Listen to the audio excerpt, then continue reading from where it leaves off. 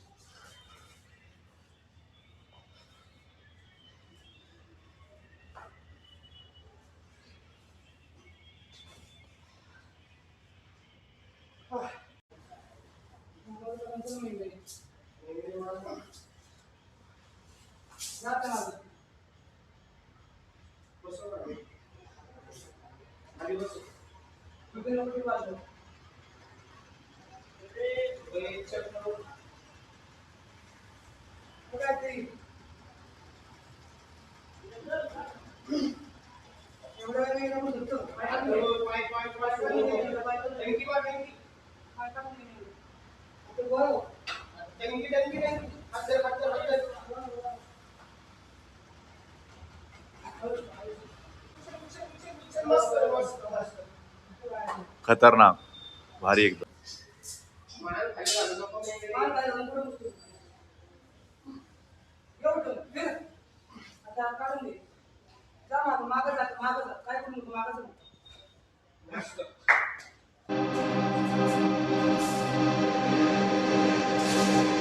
दिल लगी कि तेरे दिल को दिल लगी न लगे, दिल लगी कि तेरे दिल को दिल लगी न लगे, वफाओं की हमसे सबक हो गई है, वफाओं की हमसे सबक हो गई है।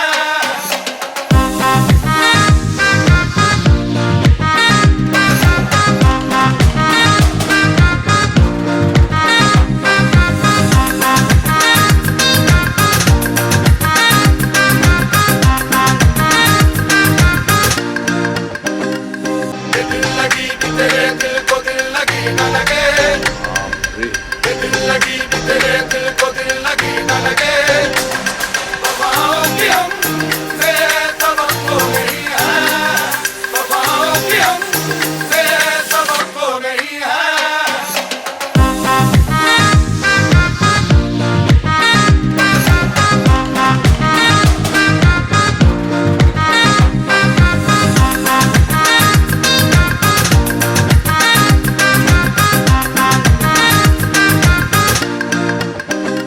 दिल लगी कि तेरे दिल को दिल लगी न लगे, दिल लगी कि तेरे दिल को दिल लगी न लगे, वफाओं की हमसे सबक हो गई है, वफाओं की हमसे सबक हो गई है।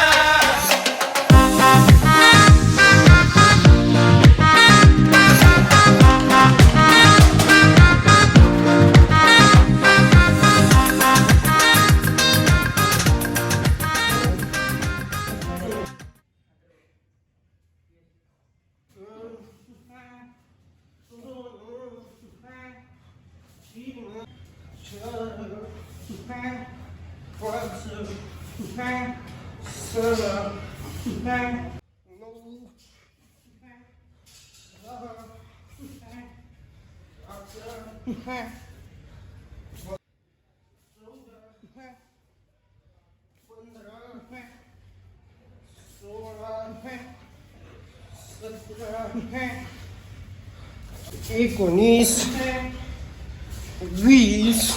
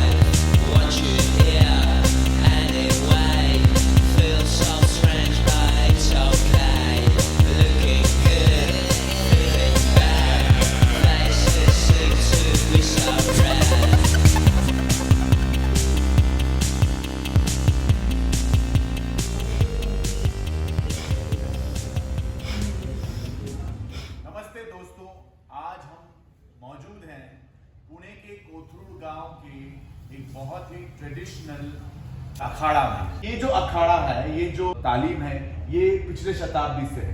19 से चालू है ये तालीम। ओके, तब से मेरे दादा परदादा और पिताजी भी यहाँ पर ही कसरत करते थे और अब मैं भी यहाँ पर ही कसरत कर रहा हूँ। आम्ही सगळे सकाळी पहिलं 5 वाजता जमतो इथे, पहिलं वॉर्मअप करतो, त्यानंतर आमची रनिंग चालू होती। रनिंग करून आल्यावर दररोजचा जो व्यायाम असेल सपाट्या जो बैठक ते करतो। त्यानंतर आमची लढत होते ती 7:30पर्यंत वगैरे होते। त्याच्यानंतर आमचं स्ट्रेचिंग, सूर्यनमस्कार वगैरे सगळं करतो आम्ही। त्यानंतर जिम मारतो, मग स्ट्रेचिंग झाल्यावर सगळं ये है हमारे मित्र सूरज।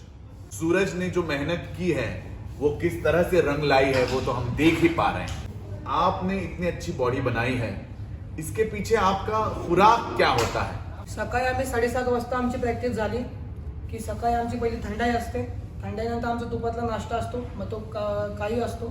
त्याच्यानंतर 10-10:30ला आमचं जेवण तुपातलं, नंतर एक अर्धा पाऊण तासाने दूध पिलं की आम्ही झोपतो। मग संध्याकाळी 4ला आमची प्रॅक्टिस असते, मग प्रॅक्टिस वगैरे झाली, संध्याकाळी थंडाई सेम, संध्याकाळी जेवण, ते झाले की झोपलो। सकाळचं रुटीन सेम। मटन चिकन आप खाते हैं? खाते 2-2 दिवसांनी घेतो। अंडी तर डेली असतात आमची, पण चिकन आणि मटन हे 2-2 दिवसांनी घेतो। फक्त शनिवारी काही घेत नाही, कारण शनिवारी हनुमानाचा दिवस असतो, त्यामुळे मी शनिवारी काय घेत नाही। शनिवारी शक्यतो सगळ्यांचा उपास असतो। जिम में लोग जाते हैं, कार्डियो करते हैं, वेट ट्रेनिंग करते हैं, अलग अलग इक्विपमेंट्स होते हैं, बहुत नए एडवांस्ड इक्विपमेंट्स आ जाते हैं जिम में। तो उसके अगेंस्ट ट्रेडिशनल इक्विपमेंट्स और ये मिट्टी और इसमें जो आप लोग एक्सरसाइजेस और कुश्तियां लड़ते हो, इसमें क्या फर्क आप लोगों को लगता है? बेसिकली जिम में हमारा बॉडी स्ट्रक्चर पे वर्क होता है और यहाँ अखाड़े में स्ट्रेंथ ट्रेनिंग जो बोलते हैं हम, स्ट्रेंथ अखाड़े में स्ट्रेंथ बहुत आती है। ये जो कसरत है इससे स्ट्रेंथ बहुत बढ़ती है और ये हमारा लाइफ टाइम चलता है। जिम का थोड़े दिनों के लिए शेप आता है, स्ट्रक्चर उतना बिखर कर आता है हमारा कि बॉडी बनी बाइसेप ट्राइसेप, लेकिन ये जो कसरत है ये लाइफ टाइम चलता है, लाइफ टाइम हमें साथ देता है।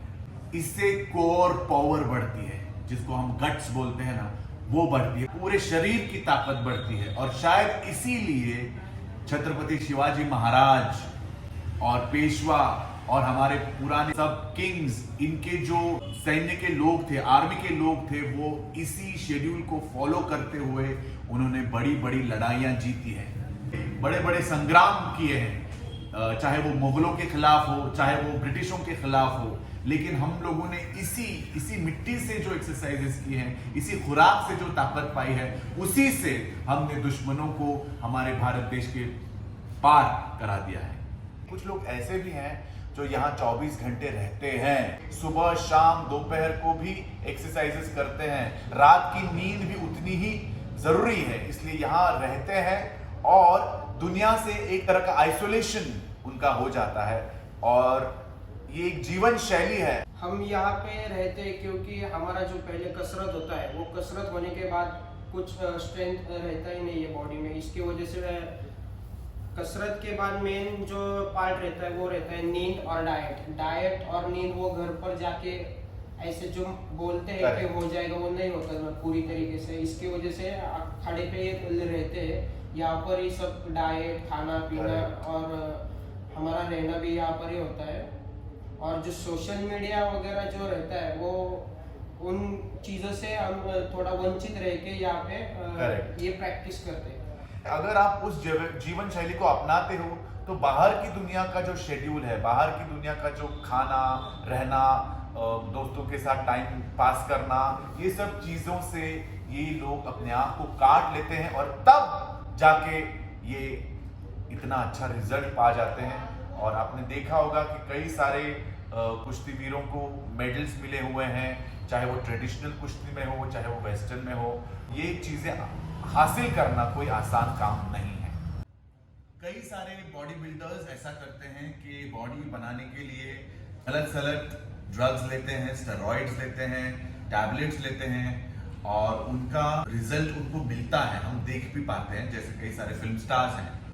स्टेरॉइड की बॉडी एक नेचुरल बॉडी से बहुत मतलब अंतर है उन दोनों में। स्टेरॉइड में क्या है, आपका मतलब थोड़े पीरियड के लिए वो स्टेरॉइड चलता है और उसके साइड इफेक्ट्स भी बहुत है, जैसे कि आपका हार्ट फेल होना, ओवरडोज के बाद मतलब नहीं क्या, आपका माइंड स्टेबल नहीं रहता, गुस्सा बहुत आता है आदमियों को। और जो सेक्सुअल जो डिजीजेस भी होते हैं वो उससे स्टेरॉइड से चालू होते हैं हमें होने।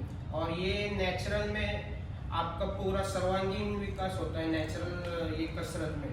इसके वजह से स्टेरॉइड और ये इन दोनों में बहुत फर्क है। और आज की दुनिया को क्या हो गया है, एक छोटे कम पीरियड में ज़्यादा रिजल्ट चाहिए, इसकी वजह से वो स्टेरॉइड के वहाँ मुड़ रहे हैं। लेकिन स्टेरॉइड एक बहुत घातक चीज़ है।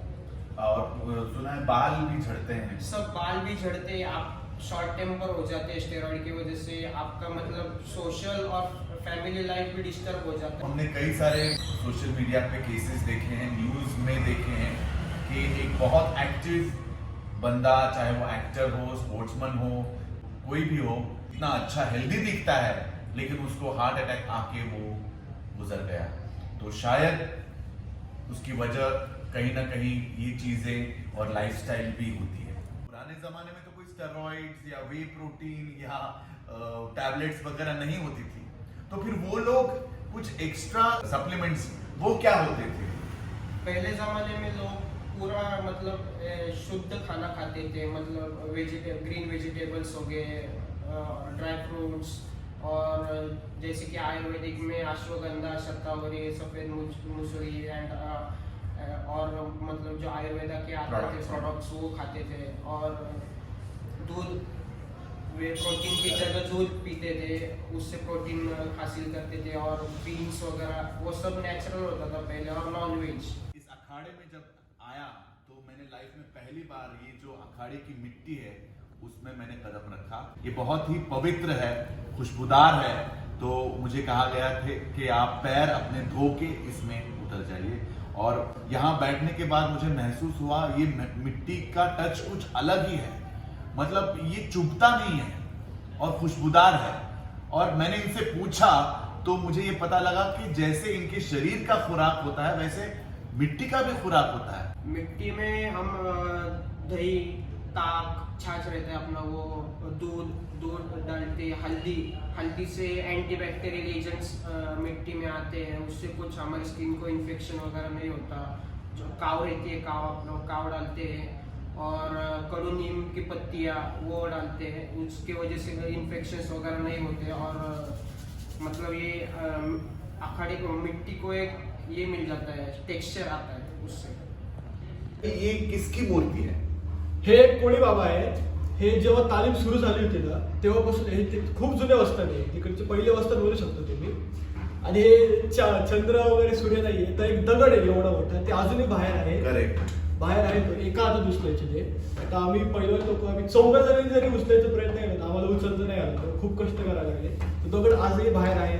तर ते हे कोळी गुरुजी होते ना वस्ताद आमचे, ते एका हातात पकडायचे आणि एका हातात तलवार। 30 ते 50 किलो ची असेल तलवार आणि हा दगड 60 किलो पर्यंत असेल, कारण खूप मोठा आहे तो, एवढा असेल। हाँ मैंने देखा। बाहेरच आहे आता तो। तर असे वस्ताद होते, तर त्यांचा पहिले वस्ताद यांचा यहाँ पे जो भी पहलवान आके एक्सरसाइज करते हैं, ट्रेनिंग लेते हैं, वो सबसे पहला काम ये करते हैं कि इनको नमस्कार करते हैं, इनको पूजते हैं। गुरु को सम्मान देने का बहुत अच्छा तरीका है, और जब गुरु अपने साथ होता है तो शिष्य कामयाबी जरूर हासिल करता है। ये जो अपनी भारत देश की परंपरा है, इसको ये लोग बरकरार रख रहे हैं और ये लोग आगे ले रहे हैं। तो अपने भारत देश के लिए ये लोग बहुत बड़ा योगदान दे रहे हैं, चाहे परंपरा के हिसाब से हो और चाहे हेल्थ या आरोग्य के हिसाब से हो। तुमच्या सगळ्यांचे खूप खूप आभार की तुम्ही ही परंपरा जागृत ठेवताय आणि ती पुढच्या पिढीला देताय। दिल लगी कि तेरे दिल को दिल लगी न लगे